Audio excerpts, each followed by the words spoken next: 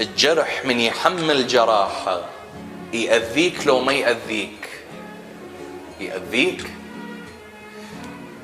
من تسحب الجراحة منه يشفى لو ما يشفى. زين هذا الجرح اللي يكون على الجلد، أسألك سؤال، إذا الجرح بالقلب، إذا الجرح بالعقل،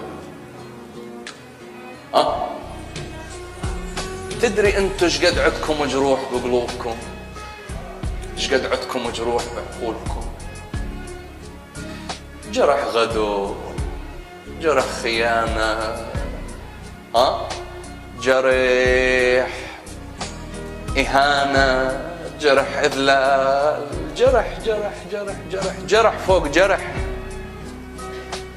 صدقني من هسه إذا نفتح قلبك نلقى أكو هواي جراحة فيه، لأن الجرح لم جراحة. راح تقول لي سيد هذا المشكلة، الحل شنو؟ الحل ابني حاول ألا تكبت.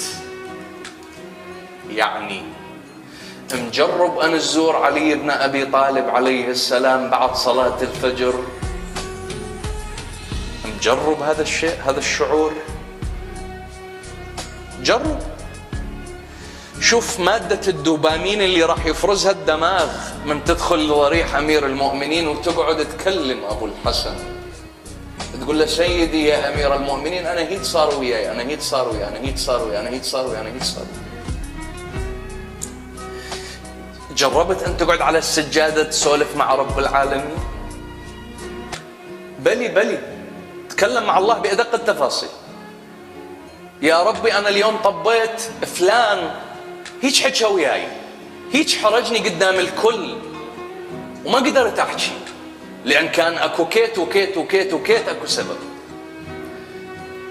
ورا ما تخرج هاي الجراحة راح تحس نفسك ترتاح.